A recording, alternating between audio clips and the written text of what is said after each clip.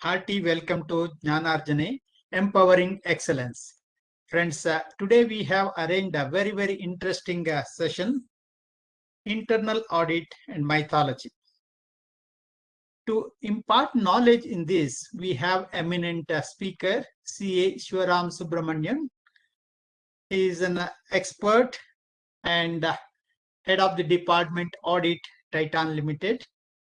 So he has vast experience in internal audit, internal controls, and so he's made a session, making a session very interesting, connecting to the mythology.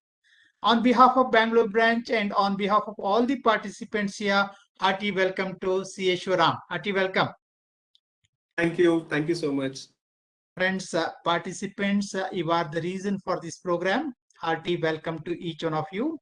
I'll take a minute of yours to inform the upcoming program. Tomorrow we have organized, tomorrow and day after tomorrow, 2 days program, CA Women's Conference, Women's CA Conference, 2 days evening 4 to 7 p.m., 3 hours each every day.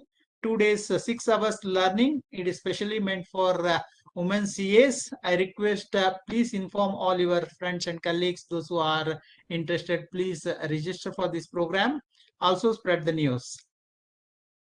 And end of this month, 3 days, we have 3-day session on valuation standards, 28th, 30th, and 1st of October. I request all of you to register that program in addition to every Wednesday study circle. Again, next month, we have arranged many other programs. I request please visit bangaloreici.org and look for the programs which are interesting to you. Please register for that program. Once again, hearty welcome to you. We have today our Vice Chairman Srinivas. Hearty welcome, Srinivas. Over to you. Over to Srinivas. Good evening, Chairman and our chief guest and mentor and speaker, Shivaram sir. It was a very interesting session. We had the same kind of session like ethics from Epics last month, and this month we have a mythology and internal audit. We have a very apt person to take this topic because he has got 28 years of experience in internal audit, now heading the chief audit executive at Titan Company, a flagship company of Tata Group. I would like to give a brief introduction about him. He's got 28 years of experience as internal auditor, and he's worked in industry, both in consulting and industry. He has worked across the wide spectrum of corporates, covering MNCs, American, European, and Asian companies, industries, Indian conglomerates, listed companies, as well as promoter-driven organizations. His industry domain experience ranges from infrastructure, manufacturing, aviation, telecom to consumer durables, FMCG, retail, hospitality, and so many other industries. His work domain encompassed several aspects such as audit, compliances, SOX, ERM, ethics committee, whistleblower program. In his various roles, he has led several corporate governance agendas and has been an integral part of several cross-functional team on various large-scale transformation and strategic projects. His team was awarded IIA Award 2019 for Best Use of Technology for Automated Analytics and Continuous Auditing. With this brief introduction, I present before you C.A. Shivaram sir, and I also welcome all the members, those who are actually participating in this program. Thank you. Welcome you all once again. Welcome you, sir. Yes. Over to you, sir. Thank you, Mr. Srinivas. Thank you, Mr. Shetty. A very good evening to all of the participants. Mr. Srinivas has been extremely kind in giving my introduction. I just hope I'm able to live up to that expectation. While he spoke about my professional background, a very small introduction, it's important that you know a little bit about the personal part of your speaker also. I was just sharing it with Mr. Shetty and Mr. Srinivas. I'm a hybrid between Tamil Nadu and Kerala. I was born in South, brought up in North. I started my career in East. I got married in West, and now I'm settled in South. And like true to my professional certification of a chartered accountant, like any standard accountant, I would say I have three ladies in my life. My wife's name is Lakshmi, my daughter's name is Shreya, and my mother-in-law's name is Tankam. And why I'm saying this resonates with my professional qualification is Lakshmi in parlance means cash, Shreya means credit, and Tankam means gold or investment. So as a chartered accountant, the ladies in my life stand for cash, credit, and investments. So a very good evening to all of you. That's me, Shivram, and I'm going to share my screen. And before I start my session, the topic is mythology and internal audit. The idea is to probably try and glean the lessons from the various attributes in mythology and what we can put in place, or how do we try and take some attributes and strategies for internal auditor, or methodologies that we can adopt. That's one thing. This is not a religious discourse where I'm going to talk about anything specific about a religion. It is more around mythologies and stories. I have taken a dash from history also. It's European history, American history, and also there is a little bit of mathematics also, and what we can learn as auditors from mathematics.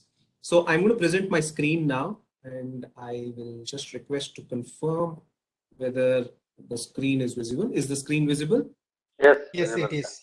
Thank you. And while I'm just able to see the inset of the organizers, if there are any questions, please feel free to post it. We can take a pause in between, and we've got a fairly long session, long 2-hour duration. I'll be happy to keep taking pauses around for 20 minutes in the interim and address your questions along with the sessions, and in the end anyway we will have some time for question answers. Okay, so now I'm going to start, and before I start about between the various facets of mythology that we can adopt and move, I'm going to share a particular, one second. I'm going to talk about, I'm sure a lot of you guys might have seen this movie. This is a clip from Kabhi Khushi Kabhi Gum, but I'm going to change the background here, and these are two people conversing, and this person is asking the other, what's your plan for New Year? Okay, and very, these guys are planning to go out somewhere for the New Year, and this other guy who's already looking a bit sad, he says, I'm an internal auditor, and he starts crying. Because as internal auditors, perhaps we are supposed to be available at all the points of time. There are stock verifications, there are certain other high load activities during the year end or whatever it is. And as internal auditors, if we need to be present at a lot of activities. For instance, I was an internal auditor in a telecom company. So 31st December is the max peak revenue generating time for us. Our network should be up. And at the same time, there are some physical verifications or physical presence that we need to do, monitoring of the network. That was a responsibility. Or if you are in retail, then obviously 31st December becomes a big challenge because that's year-end closure and all that stuff. So as internal auditors, we are supposed to be prevailing at several places and almost all the time. Now, let me come and talk about this slide. We're talking about some senior management, finance, audit committees, business, control owners. Now, what do you think are all these people? All these people are nothing but our customers and stakeholders. They are all stakeholders for internal audit. As an internal auditor, I should be dealing with the senior management. I will have a much larger collaboration with finance. I will have my audit committees to report. I will need to be proactive with the business. And of course, I need to be frequently assessing the control owners and reporting to the senior management and the audit committees, and in fact, even the businesses on how their controls are functioning. So if I look at this, all of them have diverse expectations from the internal audit. And we have to keep managing their expectations and conflicting agendas So this appears as if, an internal auditor is like an Abhimanyu fighting various battles with so many people who are surrounding him. Does it resonate well with you? I mean, this is how, you're going to a finance guy, you've got some issues with vendor account invoice processing. He agrees to you, but he probably doesn't want it to be put it in the way to the audit committee. The audit committee wants you to be extremely stringent on assurance. The business wants you to focus more on value adds and stuff like that. So this appears to be as if, we are the Abhimanyus who are fighting so many battles across around ourselves. But that's just one part of it. I think as internal auditors and as internal auditors has evolved, we're not just an Abhimanyu who's probably not being able to figure out a way going out. Now, let me talk about few more characters here, and you could see there are 4-5 characters or the photographs on this. In a normal interactive session, I would have probably asked you to guess who they are, but because we are on a virtual mode, I'll just go ahead and talk about these people now. Now there's the Guru Dronacharya who would assess the Pandavas, who would train the Pandavas and assess the Pandavas, or the Kauravas or the royal princes, on how they are performing. Lord Hanuman was the go-to man for Lord Rama. When Sita is kidnapped, Hanuman went and found where Sita was.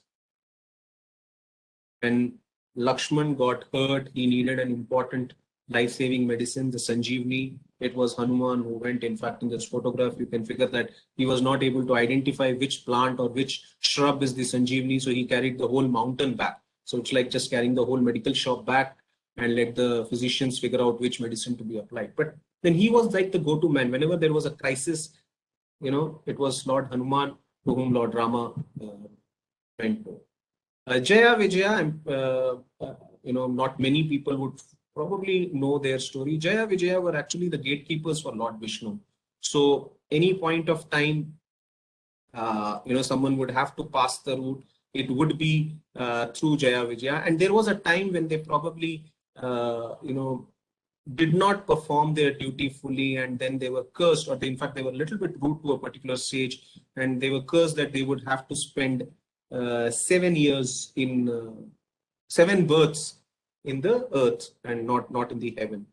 And Lord Vishnu gave them an option. Listen, I can't stay away from you for 7 births cycles. So instead of being the good guys for 7 births, I give you an option to be bad guys and spend only 3 births and then come back to me. And then they took the Ravana, Kumbhakarna, and the Kansas and various other dual evil roles in the earth realm and came back. Now, I'll come back to the relevance to this. I'll talk about the 4th guy here, Barbik. Now, Barbik is actually if you know, Bhim had a son called Ghatotkacha, who was extremely powerful, and Ghatotkacha's son was Barbik. So he's actually Bhima's grandson. When he was asked to take part in the war, he refused, and he said, listen, I don't want to take part in the war, and because I'm not able to take a commitment. He actually cut his head off and kept it on a mountain top, and he watched the entire Mahabharata war from there. At the end of the war, whoever remained, they went back to Barbik and said, can you tell us who was the most ferocious, who was the best, warrior of all the people who fought? And Barbik said, listen, I actually did not see any warrior. I did not see any specific person's performance. All I saw was that this entire game was being managed by Draupadi's anger and Lord Krishna's Sudarshana Chakra. Now, why am I saying all this is, when you think back and reflect upon internal auditor, we are the people who are assessing others' performance. To some extent, somewhere we do control training also. So we play a role of Drona in some manner. We are the go-to men for our senior management. There is a whistleblower internal audit, will you go and check it? There is a huge reconciliation issue, internal audit, can you go and help the controllership team to support it? So in a way, we play the role of Hanuman. Jaya Vijaya, we are the most trusted gatekeepers for our audit committee, and we need to perform that role very judiciously. And finally, why I say Barbik, because he gave a outside independent perspective, which is what we need to give. So the reason I want to start this entire session is saying that as internal auditors, do not think We are just Abhimanyu and battling at various fronts.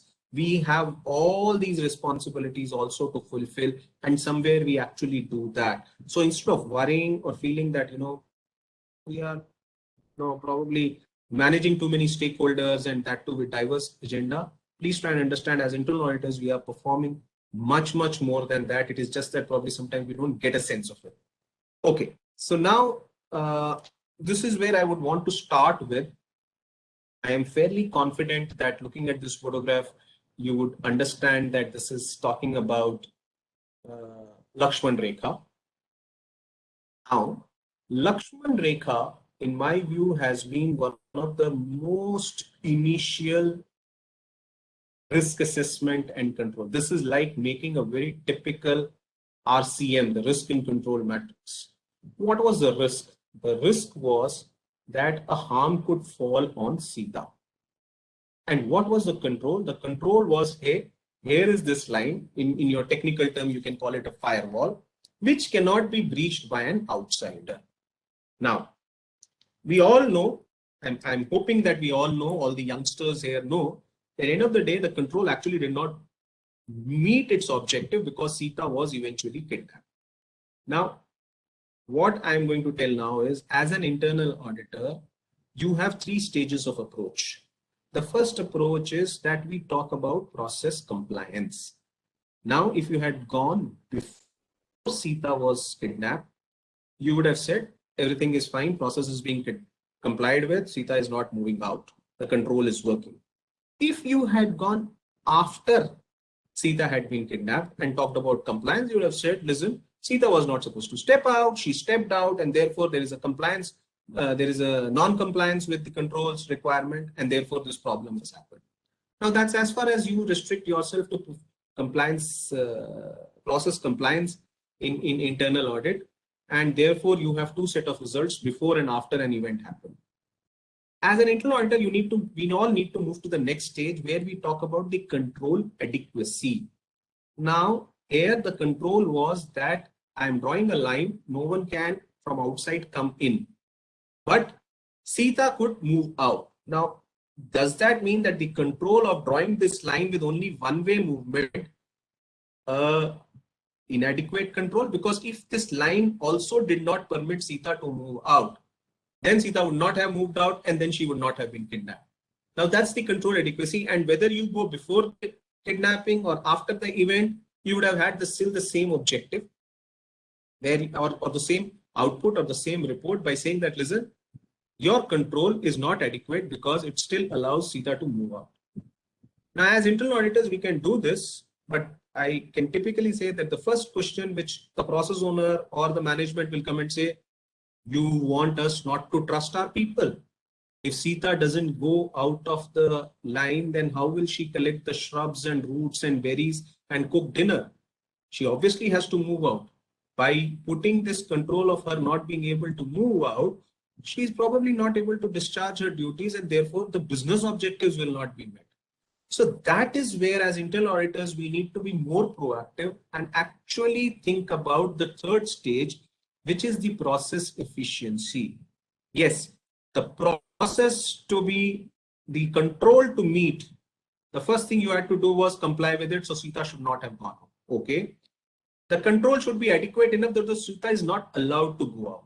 But the control has to be efficient enough for Sita to discharge her duty also. Therefore, as internal auditors, we probably need to think, should the line be drawn so close to the doorstep or the footstep as it is shown here, or it should probably slightly in a larger vicinity so that she can move within that, but no one from outside can come in and she can also not go out. So that's the most important thing. Whenever you do your audit, please look at it from a perspective, process compliance, process adequacy, and lastly, process efficiency.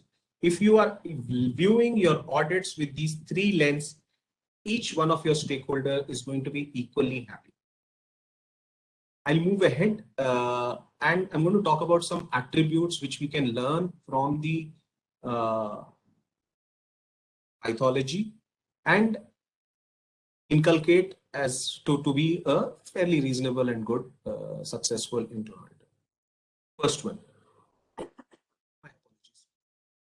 if you look at this thing, this is a story from Maharaj Shibi. Just give me a second, please.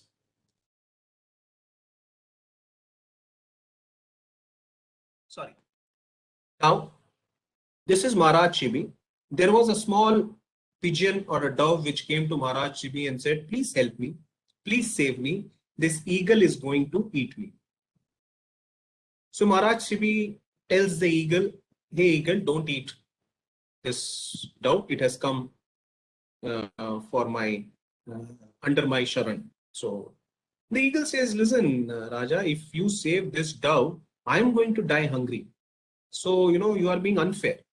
So Maharaj Shivi says, yeah, that's a fair point. So let me give my part of body to the weight of the pigeon or dove, so that you are also satisfied and the dove is also shared. So with this in mind, Lord Shivi keeps cutting his part, but he just could not meet the weight of the dove. He's almost dead. And the story goes that, the dove and the eagle actually are gods. They transform and then they say, we are extremely pleased with your act of generosity and compassion, and therefore we would like to grant you a boon, so on and so forth. Now, I would like to stop here just before this dove and eagle become a god and flip it around. Actually, this teaches us a completely different thing, that the moment you start to rationalize, saying that, okay, let me give my part instead of the god, maybe, the dove needs some support or whatever. The moment you start rationalizing and supporting a weaker control, you are doing a harm to yourself. And in that matter, if the king is doing harm to him, he is doing harm to the kingdom. So you are doing harm to yourself as an individual and to your function. So don't try and rationalize, okay, maybe, this guy did for this particular thing, maybe this was the reason or whatever it is. As much as possible, be as objective as we talk about, objectivity being one of the core principles and attributes of a good internal auditor. So think about it. This was a story from the past, story from our mythology. I'm flipping it around to say, don't ever try to rationalize any act. You can think about the reasons, go behind the root cause, definitely, but don't rationalize. That's the first story from an attribute. Okay. Now here I may want a little bit of, maybe you can put it in the chat box or the Q&A stuff, but this is a story of a village where for last several years there has been no rains. The land is parched and it's in a very bad shape. The crops are not growing, and they've tried everything and it's just not working. Then the villagers decide that, we'll probably go do a big yagya and we'll please the rain gods and we will probably have the rains this year.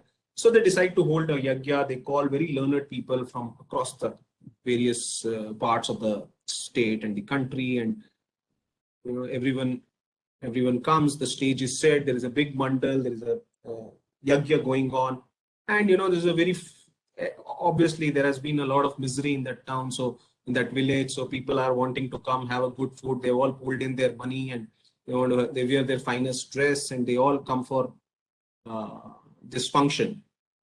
There's only one guy, one small boy who comes with an umbrella. I want you guys, all of you, and I'll probably just move back to the main chat, or you can talk about from your chat box as to whom would you want to be if this was your story of life. Whom would you want to be? Would people want to put it on their chat box? I can.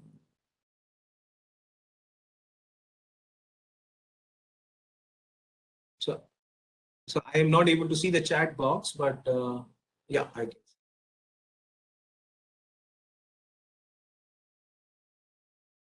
So don't see many people responding.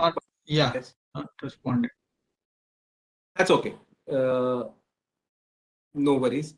So if any one of you felt that he should be that boy,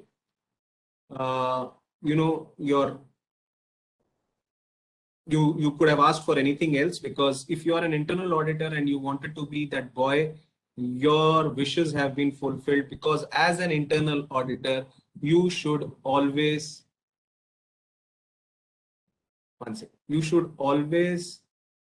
have the difference between skepticism and faith. Everyone else will be skeptical about your role, about your output, but you should have that faith to say that, you know, what we are doing will lead to the right set of things.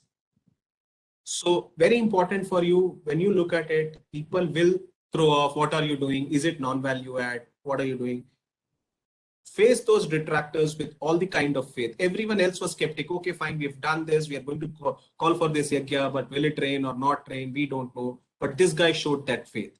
So it's very important for you to follow that particular aspect. This is a third story.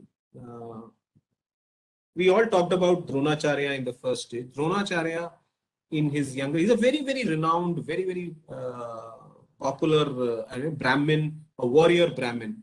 He was actually a friend of Lord Drupad, who was a very, very rich, or not rich, he was the king of the land. He was actually Draupadi's father. And both of them were good friends. And as they grew up, Dronacharya went to his Brahmin activities, and Drupad was a king. And Dronacharya was not a very well-off person. In fact, when his son asked for milk, they didn't have money or they didn't have resources to have milk.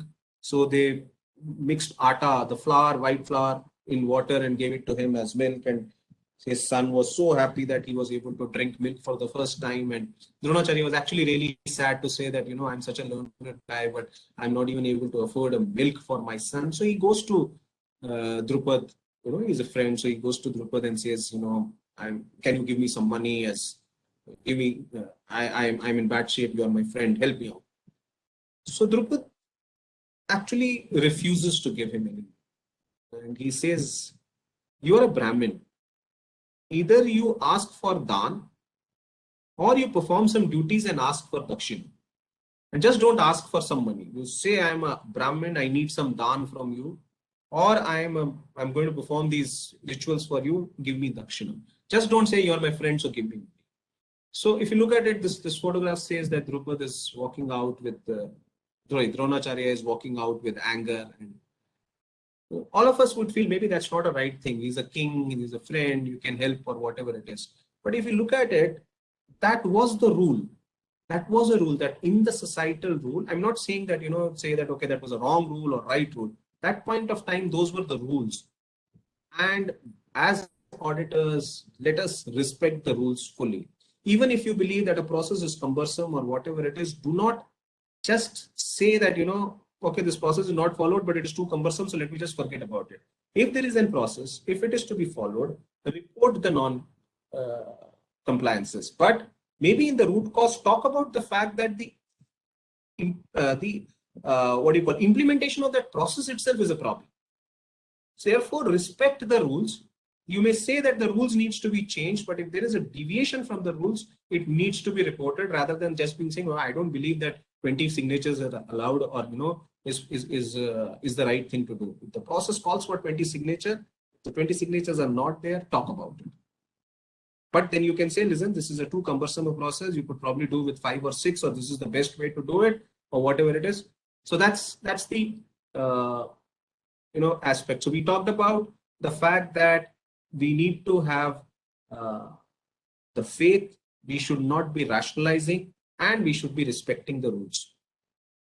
Now, this is completely outside the genre of mythology. I am confident that you may have seen this movie.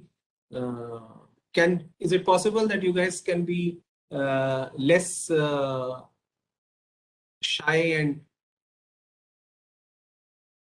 anyone would want to put in chat? You've seen the movie. A yes, no will also help us in me giving. Okay, I guess, yeah. So someone said yes. There are 2 yes. I'm presuming that maybe we'll just wait for 1 yes. Okay, great. So we got few of yes. So I'm presuming that a large part of this audience would have seen this movie. Now, in this movie, Shah Rukh Khan is a is a hockey coach, and he has got a bunch of motley crowd of various kind of people with different attitudes and stuff like this. All this photo is slightly pixelated.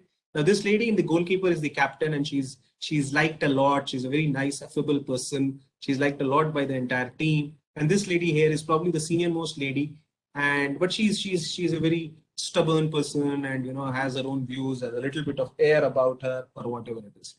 There is a time when the team is not very happy with Shah Rukh Khan as a coach.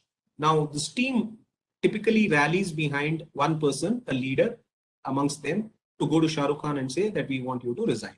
Now who's that leader? The most liked person is this guy is a senior person, has her own views, a stubborn, but people rally behind her. People rally behind her because more than being liked, she was more trustworthy. Similarly, in internal audit, it is important that we are not here to win a popularity contest. We cannot be friends with anyone. As internal auditors, let's accept it. But let us be trustworthy. People will not like us for what we say, but they will trust you if we are saying it in the right manner, and we are not doing a backbiting or going anyone's behind, but we are trustworthy to believe that what we say is good for the organization as a whole. So therefore, just don't attempt as internal auditor to be the most popular guy, but be focused towards being more trustworthy in terms of your output, in terms of your transparency, in terms of your independence. So that's on the movie. I come back to Indian history now, not mythology. Guru Har Rai was probably the 6th Guru or the 5th Guru. I'm just missing. And if you look at it, the next in line was Guru Har Kishan. He was the youngest Guru in the 10 Sikh Gurus. And he was his son. Guru Har Kishan was Guru Har Rai's son. But there was a Guru Ram Rai also, who was the elder son of Guru Har Rai. He was the one who was piped to be his Guru Har Rai's successor. What happened was, at that point of time, there were some Mughal rulers who were sorry. There were some Mughal rulers who were kind of not getting very comfortable with the growth of this religion, and therefore the emperor called for Guru Har Rai for a debate.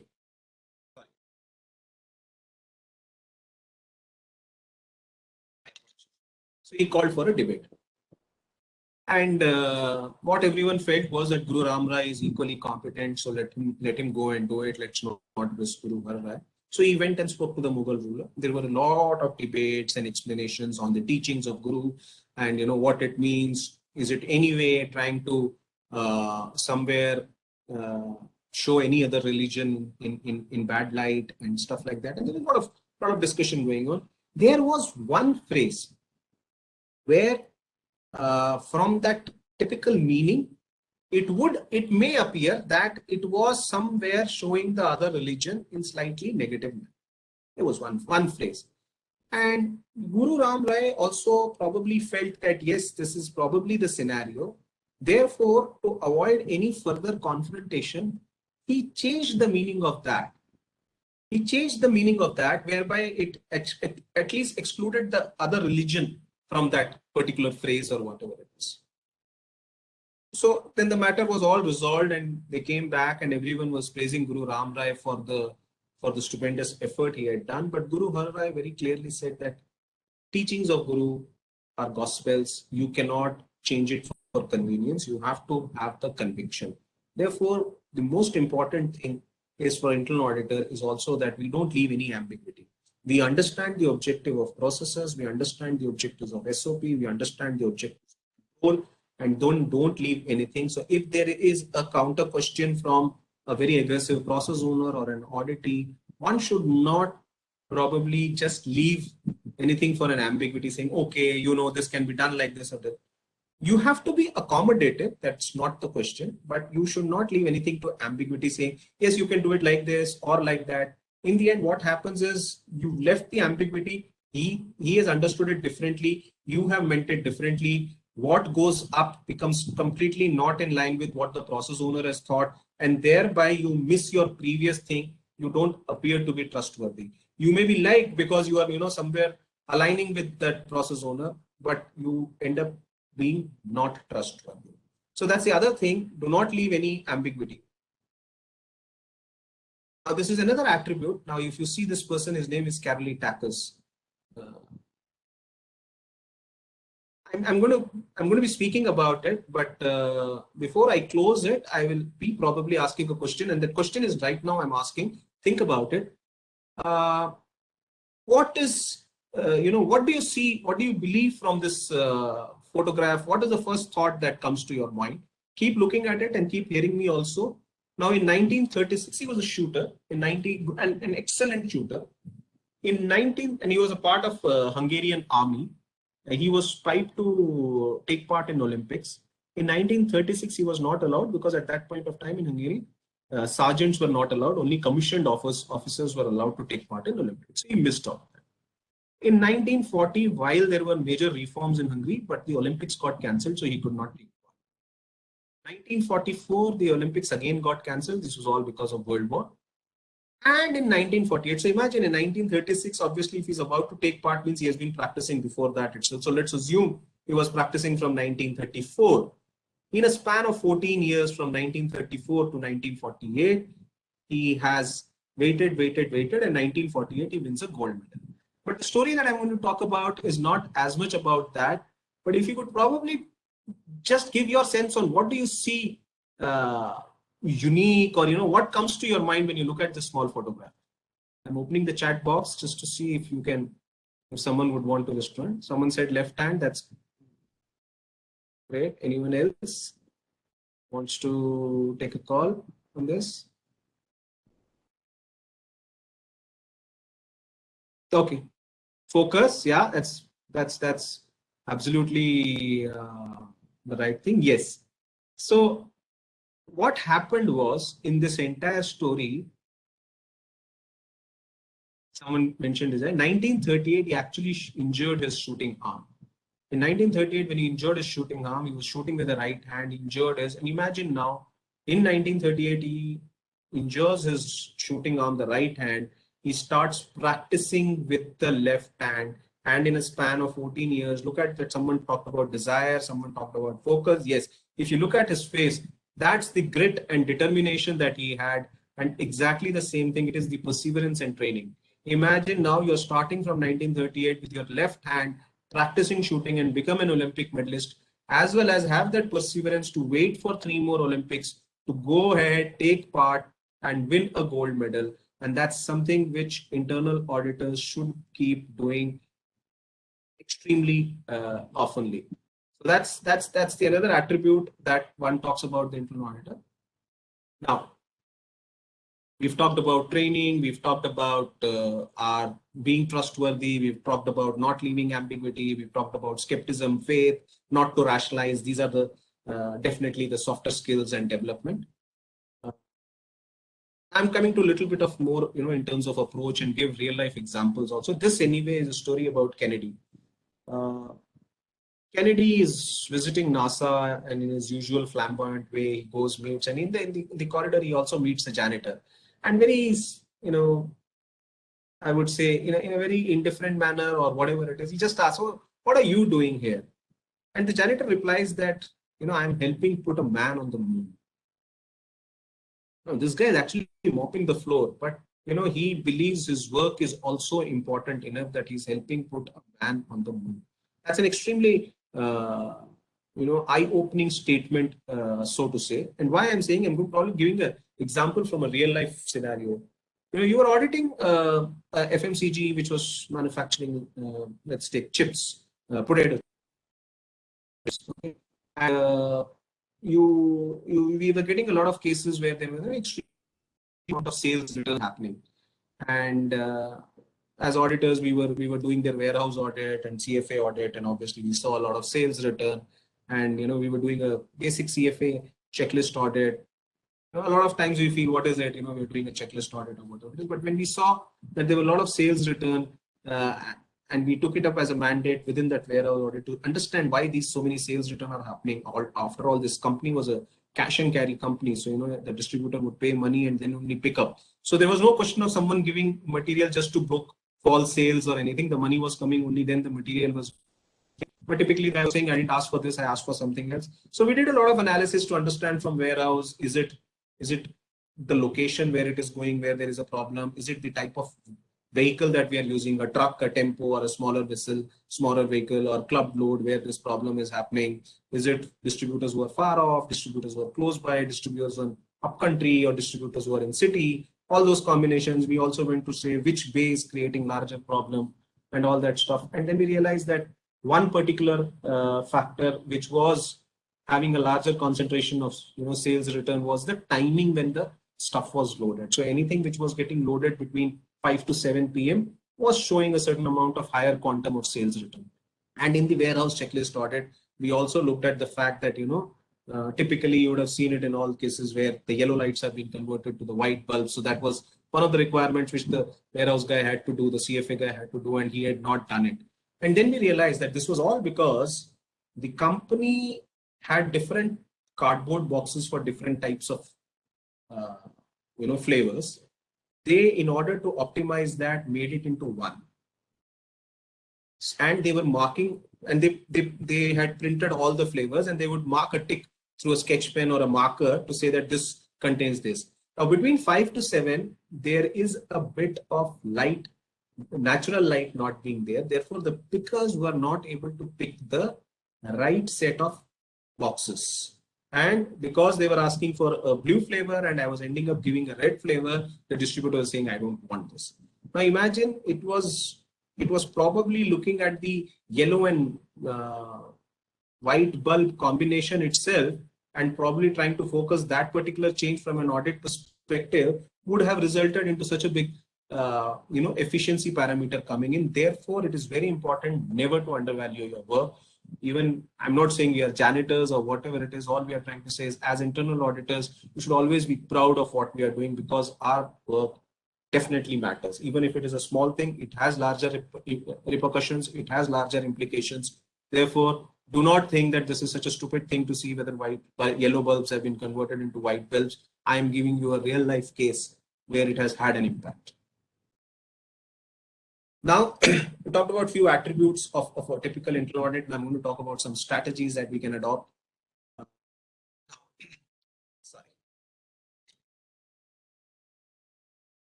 Before we proceed, I'll probably take a pause, and if there are any questions till now, happy to take them for the next 2-3 minutes.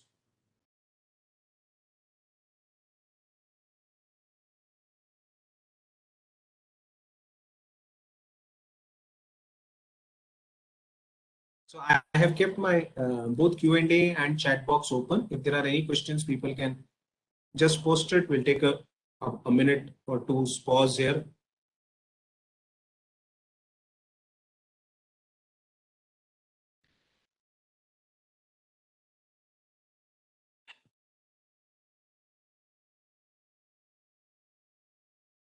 I'm presuming there might be a 30-40 seconds delay in relay also or the streaming. So we'll just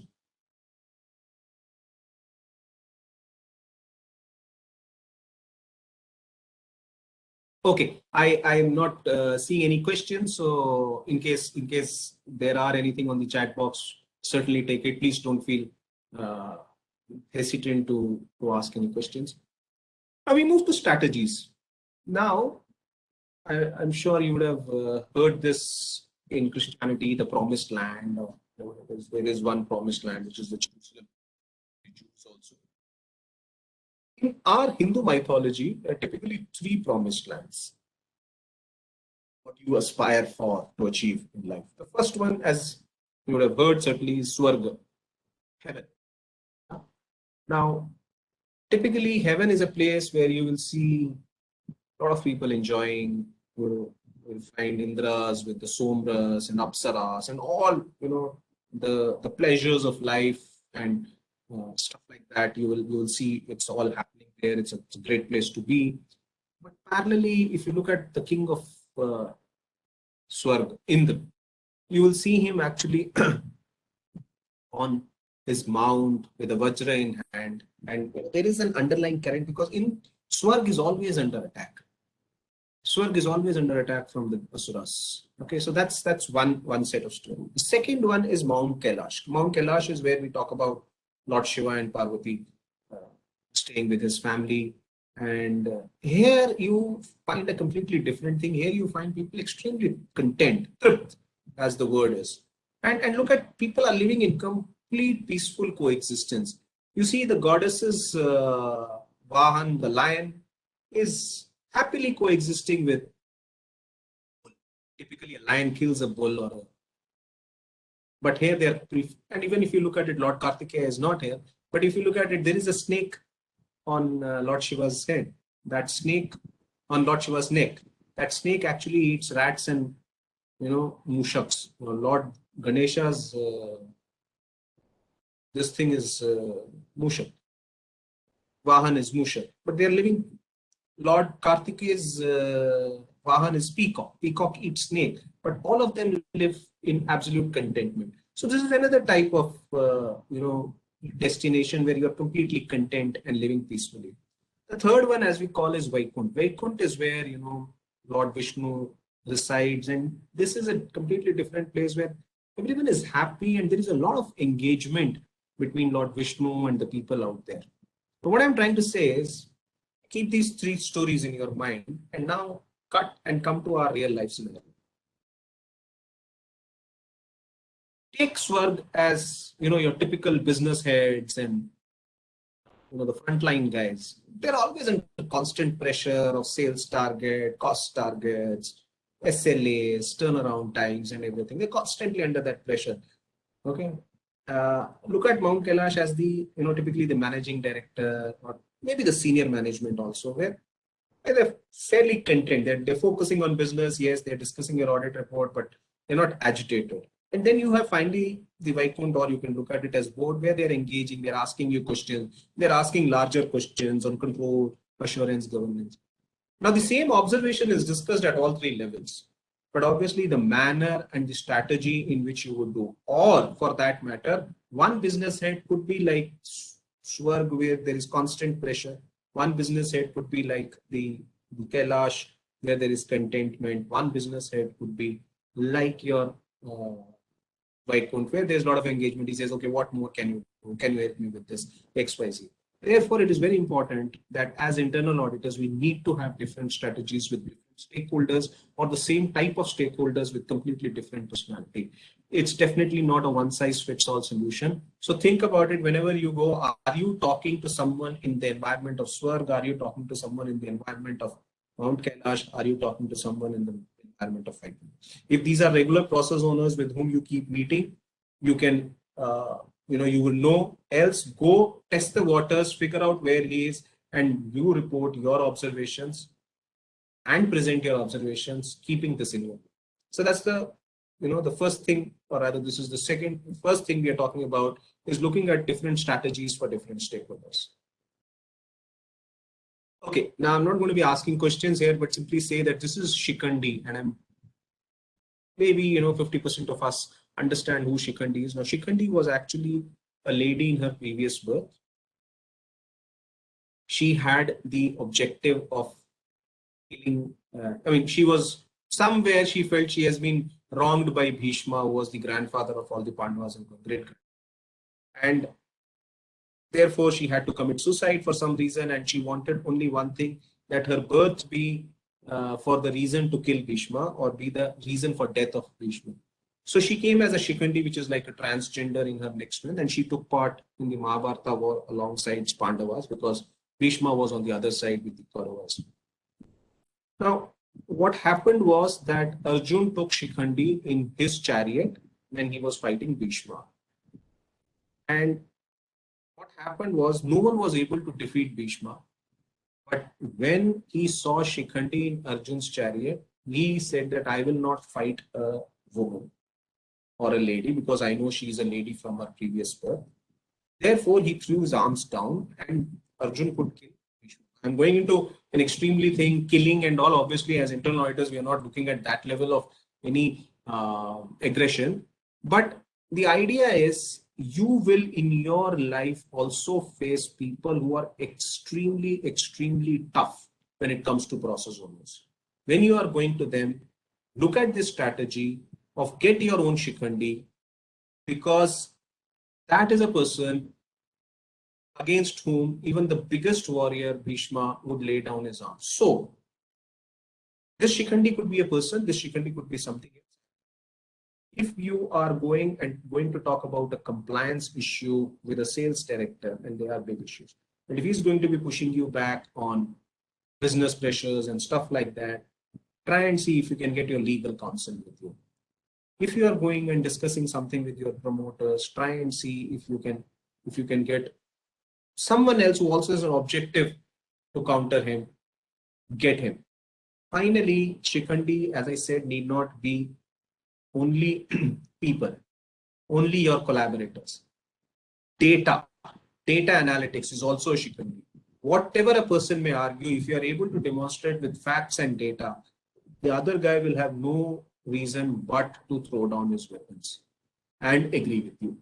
So therefore, it is very important my apologies, to figure out as to how do you go and convince. Sometimes he will just not listen to you. And Arjuna might be the best warrior, but he could not pierce Bhishma. He probably needed something which is so obvious, or something which the other guy will not fight with, cannot fight with because of his principles or fundamentals.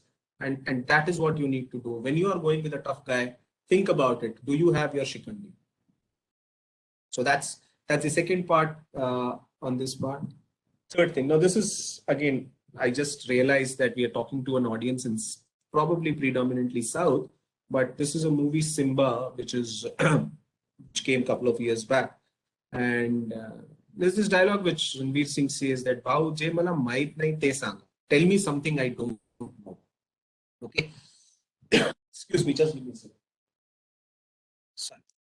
So the reason I'm saying is that there is a comment made on him that you are a very smart, you're a very crooked person, and he says, "Tell me something I don't know. I know I'm a very crooked person," or whatever it is.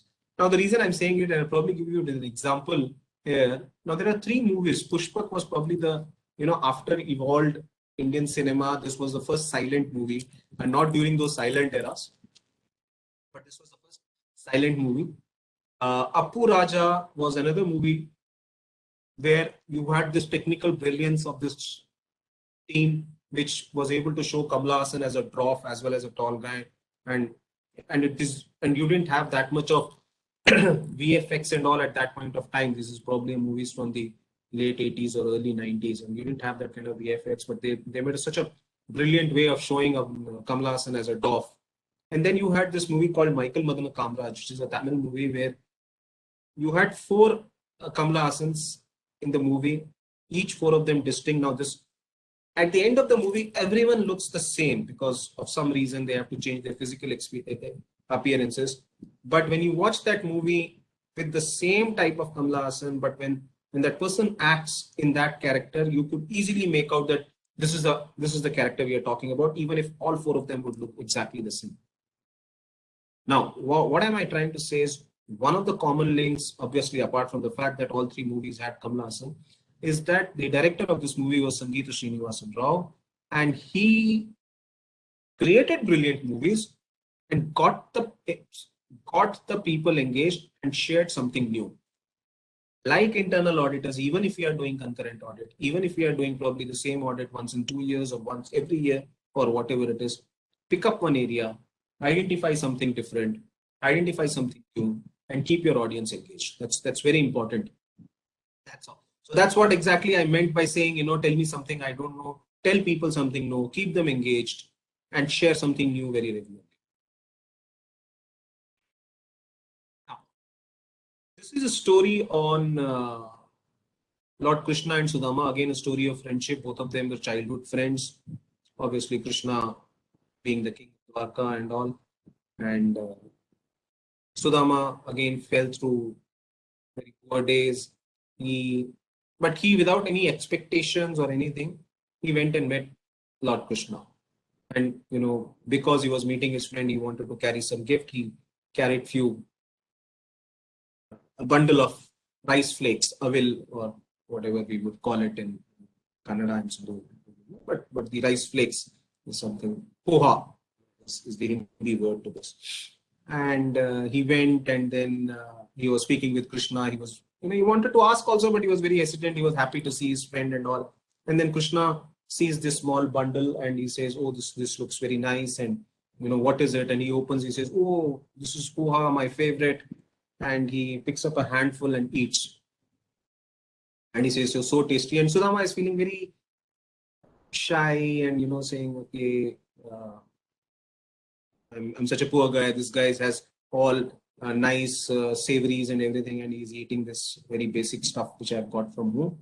And he picks up one handful and eats, and then he picks up the another handful and eat. And Rukmini or Satyabhama kind of stops Krishna and says, "One handful is enough for this birth and next birth."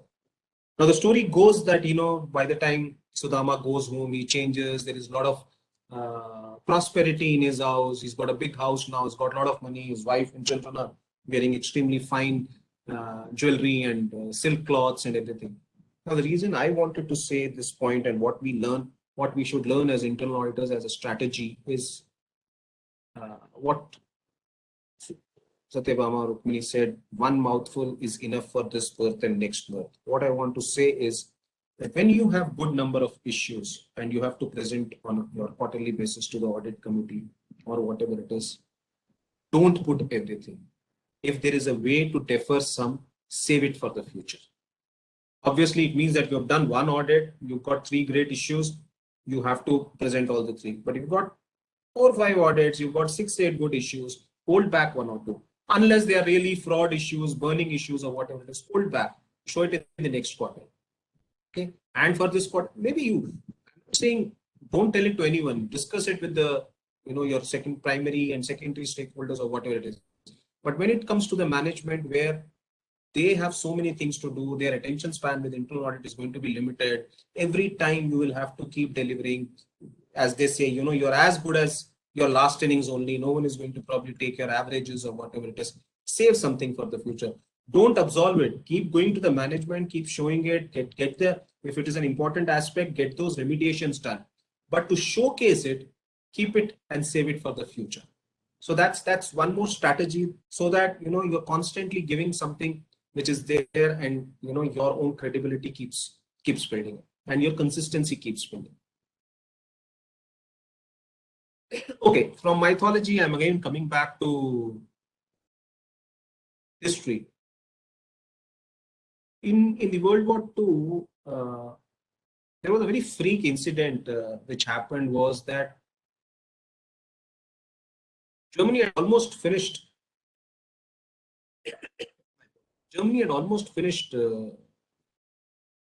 Britain Air Force. In one of the raids which Britain was doing on Germany, by mistake, it put a bomb in Berlin city instead of attacking the air forces or military installations. Hitler got fairly enraged with that incident, and he actually moved all his military targets, that is, where Germany was trying to attack the military installations in England. And he said all those sorties should now go to bomb London, because he was enraged by how can England go and throw a bomb on my city. That actually gave a bit of breather for the RAF to repair their works. But one of the other challenges was, because RAF had Royal Air Force, I'm talking about, RAF is British Air Force. RAF had much lesser number of aeroplanes. Therefore, it was very important that how do you strengthen the attacks from German aeroplanes. So whenever a plane would come, they would inspect where is the shot and what is it, how do I, wherever there is a hole, how do I make that stronger and all. One of the engineers came and said, guys, you're making a mistake. Don't look at what is there. Please go and figure out what is not hit in these planes, because those must have hit the other planes which did not come. Which basically means that, listen, you are seeing a plane with the tail having some bullet holes. Now with the bullet hole also, the plane is coming back. You don't see any plane with a hit at the petrol tank or near the wings or whatever it is, because once that is hit, the plane will never come back, and you need to protect those areas more. So therefore, important as internal auditors to look what is not there.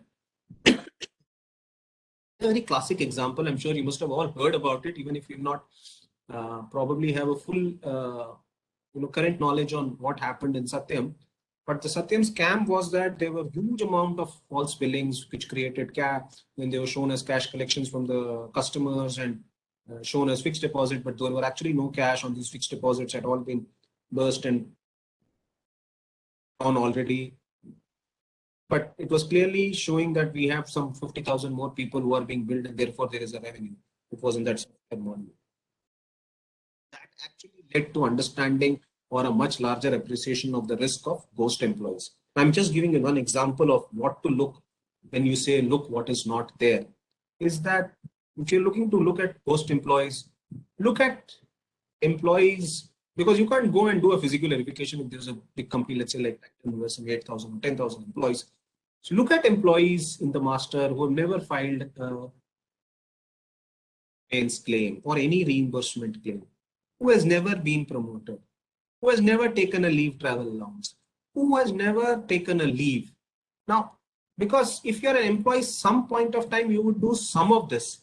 If someone has not done this at all, maybe he's not a real guy, but it's only a virtual number or a person in the system who's being paid salary or who's being shown to show a higher efficiency or a higher billing or whatever it is. So that's what we're saying. So look what is not there. That's the important story around the fact that when you are doing audit, try and figure out, just don't look at what is there, but what else should be there which is not there. Now, mythology, history, World War, recent corporate scandal. I want to come and put this date here, 25th February 2000. Now, my first question to you would be, do you have anything common in your life with this? If anyone has, happy to hear. I'm just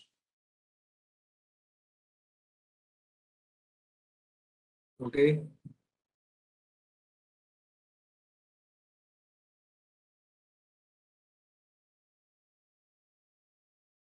Anyone has any link? Okay. So anyway, if you have, great, remember that date. If you don't have, remember this date, because this is the day I got married. And one of my good friend is there in this session, so he actually pointed it out also to me. But this is the day I got married, and I want you to remember it so that yes, you can probably send me wishes or more than happy for gifts also. But let's say this is an important date for you. And as an internal auditor, this should be an important date. Now, if this date is converted into this kind of a text font, it becomes 2502-2000. Obviously, a lot of people in our life use PIN codes, sorry, OTPs or ATM pins and stuff like that, which are 4-digit. And if you would want to convert it in this date to remember as an OTP, it is 2520. Yeah. Now, actually, from this 25th February 2000, I want you to remember 2520 as a number. Because as internal auditors, this is very important, because what does it do? 2520 is a number which is divisible by all numbers from 1 to 10. You take 1, you take 2, you take 3, 4, 5, 6, 7, 8, 9, 10. It is divisible by all.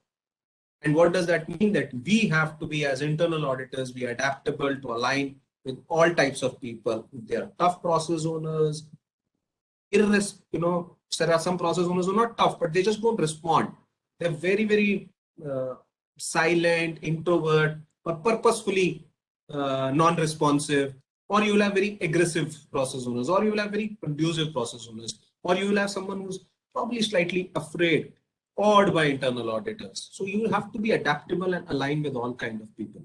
That's one, the importance about this number. There's another importance to this number. If you look at 3 components and multiply those 3 numbers, you come to 2520. That's 7 into 30 into 12.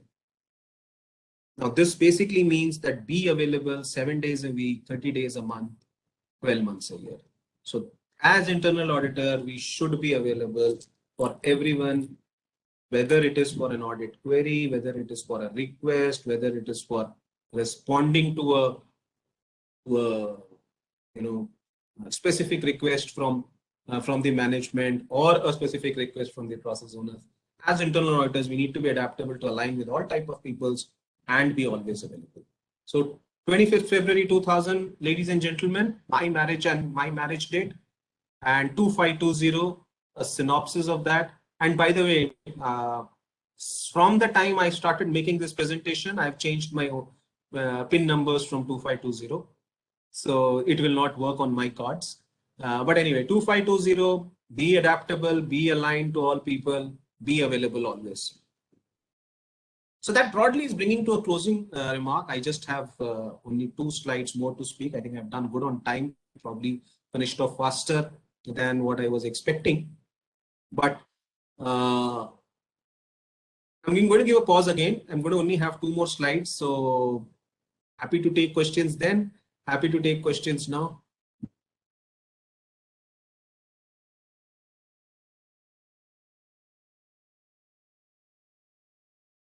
Okay. I will talk about a few things, and I want you guys to imagine a story, or visualize a story, which is that there's a narrow bridge across a river, and from the one side there is a learned sage coming inside the city. This bridge is from the city to outside the city, and the person is and a sage or someone is coming from outside. And from this side, the king is going to visit some outside stuff. Obviously, this bridge is very narrow. Therefore, you can have only one person crossing, the other person will have to give way. Both of these people, the king and his team and the sage and his disciples from the other side, both of them come and meet at the middle point. The king is very happy to see the sage. He says, "Oh sage, great to have such learned people of you in my company, in my city, in my kingdom. I am actually have a very urgent work to do. I need to go out. You please, do visit my capital. My people will take good care of you. I will come back after addressing this problem, and I'll come back and meet you soon. Please make way and let me go." So the sage says, "Listen, I've heard a great about you. You are a great guy. I definitely would want and have debates in your in your kingdom and your court. And I am also tired walking. You please make way so that I can cross and reach your city." The king is again polite, saying, "Sir, I have to really go. Let me please go." The sage is also a bit stubborn. He says, yeah, sure, you can go, but you please make way. Let me go. And then this is slowly getting heated. And the king says, "No, what is this? I'm the most powerful guy in this kingdom. You are not you're finding it fit to let me pass." And this guy says, "Listen, I'm the most intelligent guy, wise guy in your kingdom. And I carry so much of benign of God and everything. You're not allowing me to pass. What nonsense is this?" Becomes agitated. And suddenly the sage loses his cool, and he says, "I curse you, king, you become a demon."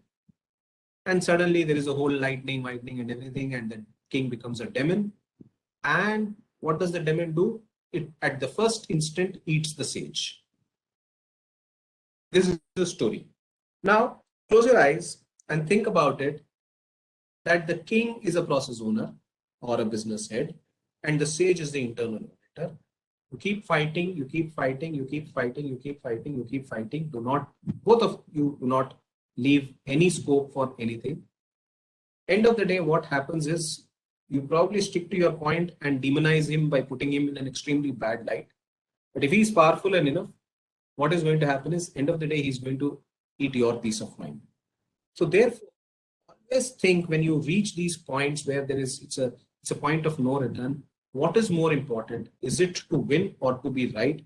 Evaluate it with all that aspect in mind, and then take your final call. I'm going to close my session and say that it's important as internal auditors to be cautious. I've talked about a lot of things which talks about a lot of caution and strictness. You have to be extra cautious, but not so extra cautious that you even keep watching solar eclipse through a binocular on TV. It's important, but don't skip that line, don't spill over. And that's about it. More than happy to take any questions. I'm going to stop sharing my screen. Just Mr. Shivram, the last story just now you told, this is always a very difficult situation. How exactly an internal auditor manage this? Can you just elaborate that? Yes. So The story of king and sage is Yeah. invariably comes in every internal audit, in fact. correct. So to tell or not to tell, many a times the management itself is making like that. So it is very difficult situation. How to manage that? I Please agree. elaborate. So the point is that, as I said, is it important to win or is it important to be right? And when I say right, what is the right thing for the organization? Okay. I'm saying it more from my personal experience also. I have taken flags for not probably completing a mandate, because at that point of time, for me to be right, maybe I didn't have enough set of data points. Maybe I didn't have enough set of points to convince the other person. And he was going purely by his business experience, his feeling and everything. I've taken a flag for not completing a job on time, but I've done that, held back myself, done my homework, either got convinced that what he's saying is backed by data points or whatever it is, or go ahead and convince him back by saying that there is one way of doing it. It's easier probably when you are within the organization as an audit head. But if you are a practitioner, there is a report to be delivered, there is a billing to be done. You don't have that flexibility to say that, okay, I will deliver this report next quarter or whatever it is. You will be able to, you will have to, you bill and everything. In those cases, descope your area, say that I have not done this particular thing. Your management will not probably deduct the fees or whatever it is, because if you are not able to be convinced to say this is okay or give an assurance, better to descope that area, take that marginal risk of probably having a flag on your overall delivery. But it is always better, because end of the day, if it is not right to compromise on a particular observation, at the same time, if it is going to be extremely confrontationist, then it is better to give yourself a little bit more time and go back to him or get convinced, because those conversations will not end so easily. Yeah, taking time and convincing may be the right approach. But many a times what happens, this management finding the shortcut is much easier than the complying or involving cost or going the right way. How to convince them? Again, taking time and No, so are you saying that the management would not like to probably believe, or rather it believes that the cost of control is higher than the risk they are perceiving, or yeah. So again, I think it's very clear. End of the day, as auditor, and this has happened at several places here also, and I'm talking about at various stages, even as a consultant. If I believe that is a risk, please go saying that this is a risk. Management feels that this risk is acceptable to us. I'm talking about, let's say very clearly, a very big organization, and not an organization which is a very organization which is very high on governance. We've had a conversation where we said a certain overtime was not being paid. Okay, they went to the labor office and all, and they said, okay, because there was a problem. They were interns. They wanted to learn more, so they would sit late and they would clock. They are not wanting overtime, but they would clock. So your records would always show he came at 9 and went at 9, and he was doing it all willingly. And therefore there was a 9, and the management took a call saying that we will not pay because they are not asking. We believe that, on your record, he's shown as working for 12 hours. Tomorrow, if someone claims or whatever it is, you're going to have a problem. These guys went to the labor inspector. The labor inspector said this kind of people, although it's not black and white, but not required. The management took a call. So all we did was that, listen, we believe there is a risk. You believe there is no risk. This goes to the highest level. If I am accountable to the management, let's say my managing director, let the managing director know that people have accepted this risk. If it is to the board, let them believe that they have accepted this risk. It is not a straitjacketed answer per se, but it is better in such cases. I would say it's better because the repercussions are much more on us if something happens later and we had not reported. It's better. It's just the way how you put it. I'm saying this will be more around compliances with processes and statutory compliances. If it is, let's say you say there is an opportunity to club load and send a truck, one truck instead of 2 trucks or whatever it is, and then there is a debate. Don't focus much on that because that's only a value add, or there is a optimization of cost and not a control exposure. Where there is a control exposure, go with this caution of escalating it to the right level. Where there is a value add observation, go to the operating management level, and probably not required to go to a board or something around those aspects. That's the way I would probably suggest. Okay. So coming back to the first one, the Lakshmana Rekha. Yeah. Many a times that is crossed by the management itself. So how exactly you handle such situation? Exactly. So end of the day, that's exactly where, if it is crossed by the management. So again, that's what. So management representation, management approval is a thing. All we need to figure out is saying that while the management has crossed it, and if a harm has, there are 2 ways to look at it. Management crossed it, but no harm happened. Okay, then you'll have to only talk about the process adequacy. Okay, we will stop at process adequacy, saying that, listen, you are allowing, although it's not supposed to do, but you are allowing, and it's a control. For instance, when they cross it, they would never, and that's where I think I would probably differ, is that when a management crosses it, he's probably crossing a very implicit line and not an explicit line, because it would say a management can approve so many things. It is just that we probably know it is a wrong decision which has been taken, or they have taken some kind of a known risk or whatever it is. Because if the management crosses a line without taking a board approval, let's say for capex, okay, that's clear non-violence. There's nothing. I mean, board has to approve. It's done by a unit or whatever it is. Where the management is crossing a line, otherwise, you would have to talk about control adequacy only, like best practices of having rotation of people. Let's say there is a guy who's in the purchase department, vendor facing for a very long time, and he's taking some conscious decision by saying, I'll give a higher wastage percentage to someone, or a higher conversion rate for someone, or whatever it is. In those cases, if there is a thing, we should be talking about the adequacy in terms of how much is the people wrote, because those are generally accepted control perspective. Say that the best practices talks about vendor facing people not to be with the same vendor for more than 3 or 4 years. So at least that way, to be very honest, we are putting our point by saying there is a potential fraud risk, and this is how it is probably be addressed. We cannot comment upon whether the wastage percentage is correct, because that's completely technical. We will not have that thing. But if there is a sense around that, and if there are people who are moving frequently, then you would probably tend to believe that those are the right things to do. Yeah, my one more question. See, in big corporates where you are working, maybe much more matured, and they know what exactly the role of internal auditor. But smaller firms, and the auditors are from smaller firms, and the client also maybe mid-size or small sized. They appoint internal auditor, maybe because of the compliance reason or the mandatory internal audit requirement. But their expectation is basically from a management accountant kind of a thing. How exactly to manage that? Okay. See, I would say definitely, if you look at it, there are talks going whether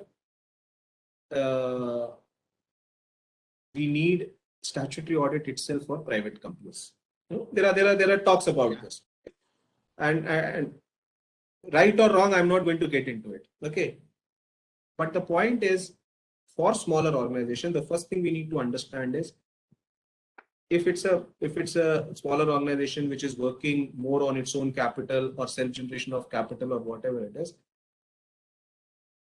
if as internal auditors over and above the control we are providing him that advisory services, it is okay. Because as internal auditors, where there are organizations with a huge amount of public debt, with a huge amount of listing and all, there we should probably play more of an assurance role. Where it are more of internal organizations or organizations which are family governed or a close knit of professionals developed, and there is less of bank funding or an overexposure, or the company is not highly leveraged, and it is not a listed company, or it is not working on public fund. I think as internal auditors that those are right ways to probably enhance our own skills in business, our own skills in understanding the operation, because we will be able to facilitate, and that is the hand holding they will actually need. So that's the different scenarios for different stakeholders. That's what. So one could be a Swarg with a different set of challenges, and one is a Kailash with a different set of challenges. So there is no harm. There is no harm if it is a medium-sized firm with a person working, with a small set of promoters or whatever it is, and he's expecting some clear helps in logistics, cost optimization, and all. We should probably look at it from that perspective. We should. There's nothing. That's what I would say. So I'll add, still such a mid-sized company, the stakeholders are many. Even the creditors, bankers, all are there. But expectation from the management is totally internally driven, or the value-added service kind of a thing they expect. So they are not bothered about what exactly the role of the internal auditor or the other stakeholders. Such a situation. In that case, sir, again, I would say it's very clear. If we absolve ourselves from what the mandate is, okay, while we are internal auditors, if I am told to do these are three things, and I report very clearly, whomsoever it goes, I have been mandated by my company to do these three audits. If it is not to touch finance and accounts, it is not to touch stock reports, it is only to do more with, let's say, administration or sales accounting or whatever it is, we are absolved. Because then if something is happening on the stock front, we are absolved, because our mandate is, because we are not appointed by the board, we are not appointed by the board audit committee, we are appointed by the management. Okay, and it's a statutory auditor who talks about our commensurate, us being commensurate with the size of business or the internal controls for whatsoever reason. So therefore, I am still saying all we have to make sure is saying that, listen, this is your audit universe. You have asked us to do this. Therefore, our opinion is restricted to this. Because we should not go ahead and say no. Honestly speaking, in a small company, as long as we are able to clearly define that it is your mandate and we are working on your mandate, and if we are able to demonstrate saying that as an internal auditor, probably you have 5 things you're asking us to do 2, absolutely fine. Only thing is where you find very gross challenges in the stock statement, which is submitting to the bank and all, and there is he's trying to influence you, I would very honestly say we should avoid and probably resign from such mandates. Otherwise, I don't see a challenge per se, as long as we are able to very clearly say this is a mandate the company has given. This mandate is not coming from any regulator or any other oversight body. Yes, thank you. Very well answered. So, Srinivas, you have any questions? We have some more time. No questions. So, otherwise, I think so there is one question session. Someone has asked. You have some questions there? Yeah, please go ahead. So, he's just said, 1 second. If auditor checks adequacy and reports, but management does not pay attention, sometimes takes auditor advantage, how will the auditor be evaluated? Okay, is the internal audit independent if reporting to management? Many times audit reports are requested to be altered after the draft is discussed. Okay, so let me answer the second question. Typically, see, it is expected that the internal audit function, especially in the listed companies, is reporting to the board directly or the board audit committee. But you will find many large companies which have a high pedigree of governance, which are believed to be very well governed. There also you may find that the internal audit is reporting to the CFO. Okay, so, and while it may report to there are 2 schools of thoughts to it. While it may report to the board audit committee and not, let's say, to the managing director, that's also somewhere unfair, because the managing director is also responsible for governance. By saying that an internal auditor will not report to the managing director and report to the board audit committee, somewhere there is this feeling that, is the managing director not responsible for governance? Having said that, it is always better to be independent. If it is not independent, okay, if it is not independent, we run the risk. Okay, we run the risk. But then typically the entire governance, board, annual reports and all will very clearly call about whom does the internal audit report to. Okay. Therefore, from that perspective, I would say that if your question was that if draft reports are being asked to change, what is the change? If the draft report is asking you to say, is it delete or is it change? That's a question, when you are looking at it, you will find those pressures without compromise. And we don't need to be we need to be truthful, we need to be honest. But if we are being too blatant about something and it can be presented with the right without diluting the issue, I don't see there's any problem in changing. But if you're asking to delete something which you've already put on draft report, I would seriously recommend not to delete it. Go with an agree to disagree concept, saying that the management does not agree. Okay, because if you have left a complete trail of saying you identified an issue and under management pressure you reviewed it. So it's important. And if the management doesn't take action on your thing, you need to keep escalating. And your next report should always say that this is a repeat issue. But you should probably go and ask them why is it that they are not implementing it. And sometimes it is better to say that let's accept this risk so that I don't keep going and reporting and you keep keeping it as open. Let's say this is a risk accepted. This is how we are going to do. That is the risk appetite and move in it. Yeah, coming back to one more, the story you have mentioned of the Shikandi. Yeah. When the Bhishma was unbeatable, so Shikandi came in as a charioteer to Arjuna. So how exactly you connected that? How the internal audit comes into that? See, Sorry, what I'm I trying to was say not is, attentive at that time. yeah. So let's say what I wanted to say was, this is a whole ecosystem. Okay. You as internal auditors are probably going and let's say speaking to a particular process owner. That process owner is very tough. Okay. From a people perspective, you need to understand, is there anyone else in the organization, okay, who probably also has challenges with that guy, but he is also of an equal importance or has that kind of a backing in terms of knowledge or experience. See if you can carry him along for the discussion. If you're going to talk about a compliance issue, okay, with a particular factory head, you get your legal, you get your safety guy or someone who's of that level, take him along with you so that when you're debating, or okay, I'm strategically saying, raise the issue on the other guy itself, saying that was the safety norms are not being met, although it's the business head responsibility. Now that guy would also want that safety problem to be resolved, come with you, deal it with that guy. So then when you are dealing, it's not within an auditor and a factory head, but the auditor and the safety head with the factory head. That's the kind of Shikandi I'm talking. Oh, excellent, excellent. Yes. There is one That more is nice. Yes. audit being adoptable to various types of process owners. From your perspective, what are the strategies to manage aggressive and non-responsive process owners?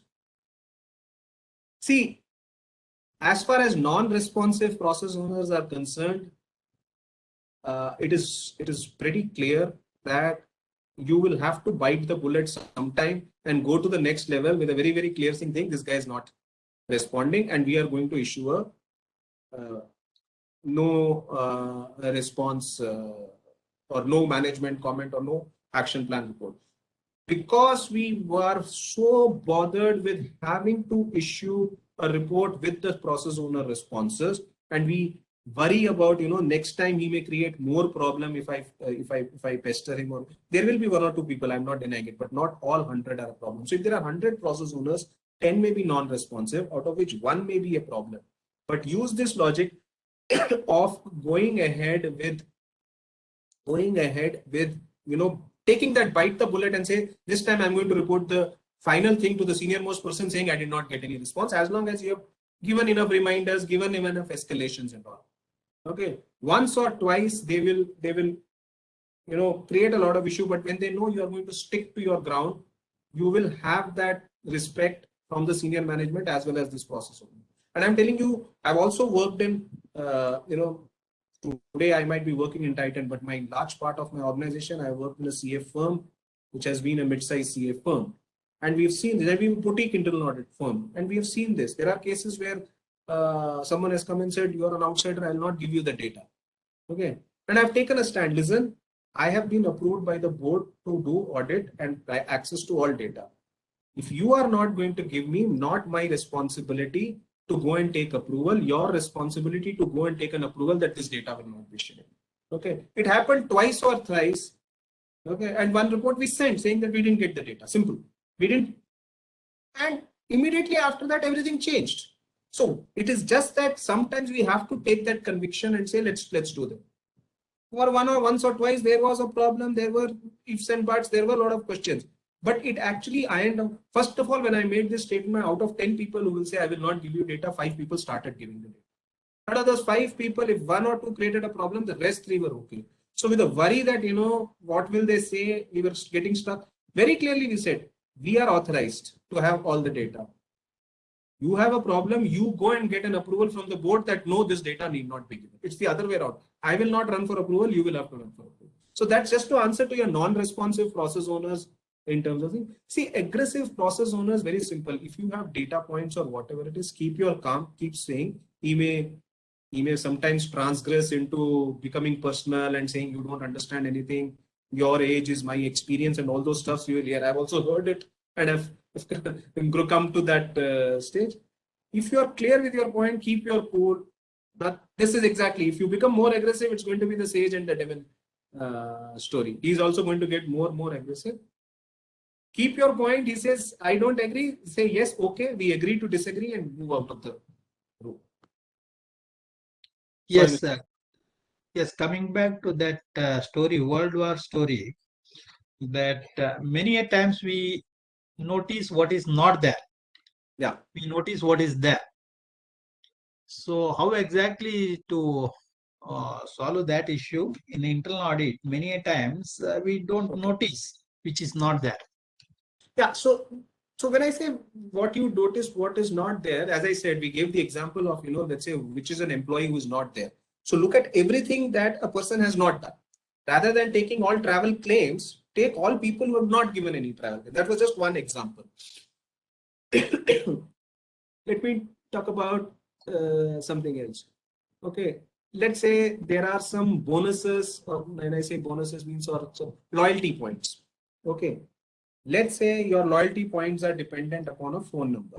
You go to a shopper stop and he asks for a phone number. The guy asks for a phone number and you give your phone number. He senses that you are not very particular about it. He punches his phone number. Okay. You generate a bill, he gives it to you and everything happens. Typically what has happened is those loyalty points on that purchase has gone into that guy's number or his friend's number. Yeah, you're understanding the modality and modus operandi. Now, as an internal auditor, we will check, okay, name Mr. BT Shetty, phone number 123, name Shivram, phone number 123, name something else, phone number 123, and we'll say, why is it that 3 people are having the same number? Correct? And when you go and say this seems to be a problem, you'll say, no, this was all Mr. BT Shetty. It is just that one day he came with Mr. Shivram as his friend and Shivram billed, but he didn't have a point. So BT Shetty said his point or whatever. Anything can happen like that. Okay. In this particular case, what could have happened is if Mr. Srinivasa was a cautious customer, he would have seen his bill and said, hey, what is this? This is not my number. Okay. And would have given it back to him. So what would that customer would have, sales guy would have said, oh, I'm so sorry, sir. I'll just cancel this and bill a fresh one. And he will put a fresh billing, which will be Mr. Srinivasa and his number. Yeah, that is how the story would go. So as an auditor, if you are looking at the scenario, look at all cases where there has been a bill cancellation and rebilling. That is something which is not there in our system. The bill cancelled bill is not there, so-called. When we look at our sales and the number which has been used for loyalty point, we don't look at cancelled bill. Look at all cases where there is a bill cancellation. Original bill, what was the number? Revised bill, what was the number? If you find many such instances where the original number was of Mr. BT Shetty and the revised number was of an individual customer, that itself will say that Mr. BT Shetty is probably not doing the right thing while punching in the loyalty. So that is what is not there. Another example of it. So you typically should look at it, or let's say, if I have 100 capital purchase orders and my accounting in CapEx happens through the purchase orders, is this 100 equal to the 100 there, or there is something which is not there or there, which will basically talk about a synchronization between your capex purchase order, which will go through a particular approval process in an ERP environment, to what is getting capitalized. If I'm directly capitalizing something in the fixed assets without going through the purchase order, I might breach the budgetary control. So that's broadly some examples of looking at what is not there. You'll have to really think, okay, what would not happen, and look at whether those things have happened. Okay. So normally in large corporates, you go based on each area wise, or every quarter you look for one specialized and go in depth, or how exactly?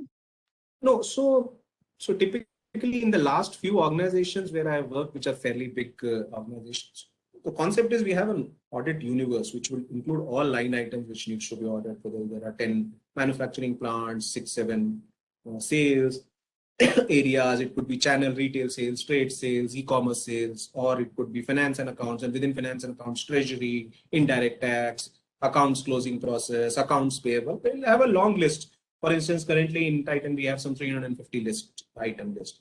Then we categorize them into a critical, high, medium, low kind of a thing. And we say critical we'll do every year, high we'll do once in 2 years, medium we'll do in once in 3 years, and that way. So that is how we do. Only thing is, let's say we go to a manufacturing location, identify a extremely serious issue, we immediately go and check it in all the other manufacturing issues. If we go and do a cyber security audit and identify there is one problem with one of our websites, we will go and check all the other websites whether that problem is existing there or not. So, but it would typically be a cyclic. We would do process by process and not everything every quarter or every half year. So it's more process. Yeah, one more thing you mentioned. Suppose you have noticed 5-6 issues. Report what is urgent and what is material in that quarter. Postpone the remaining things. What exactly that is what is the purpose of that? No. I am saying that, let's say you have done a procurement audit, you have done an accounting audit, and you have done a admin. Okay. You got high issues in all. Okay. You've done high issues in all. Would you want to present all the high issues this time? Or say you will produce procurement and accounting audit. Okay. Keep the admin audit and say that it's still under discussion or whatever it is, and present it in the next quarter. Okay, because are you sure next quarter you're going to get equally high number of points? Supposing next quarter the other two processes were very well controlled, then you will actually have to, there's no problem. You will have to actually show that there are no major reportable issues. But if you have something which is not fraud related, okay, which can anyway be addressed by the management, but a good observation, if that can be deferred to the next quarter, save it for the future. So that next quarter, if you don't have something, just in case, you at least have this to present. That's the problem. Okay. So I think I am also done with the questions, whatever came into my mind. It's an excellent presentation, Shriram. I really liked it. You connected the mythology and history, World War, all things to the internal auditor and made the session very, very interesting. Otherwise, normally internal audit is not that interesting normally, but you made it really extremely good and excellent session. I really enjoyed it, and I'm sure all the participants also enriched from this. Thank you very much on behalf of Bangalore branch and on behalf of all the participants here. Our wholehearted thanks to Shriram Subramaniam. Thank you very much. We'll meet once again, if possible, physically in Bangalore branch. Okay. Sure. So certainly.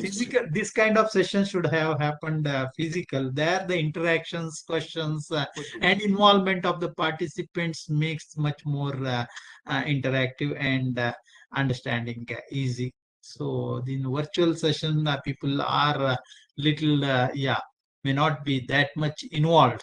So many other different things in during office hours. Many disturbances also. So dedicated participation not possible in virtual. That's what many of majority of our participants tell. If it is physically, they come for committed for that 2 hours or 3 hours of session. Even though it takes 2 hours additional traveling, still it is worth attending such programs. That's what a good number of participants are telling. Hopefully this COVID subsides. Next month onwards, probably we are going for that hybrid mode. May not be immediately fully physical, hybrid Yes. mode. One of these days I will talk to you. Some other sessions or maybe internal audit only will work on. Thank you very much. Certainly, We Mr. had a fantastic Thank you. session. Thank you. So Mr. thank you Thank very you. much. Thank you all. Okay, thank you. And participants, your active participation also made this program a very, very successful one. Thank you very much. Thank you, Srinivas. See you all. Thank you, sir. Bye. Thank you. Tomorrow's women's CA Women's Conference. Please register. Please spread this news to your friends and colleagues. Bye. See you all. Bye, sir. Thank you all.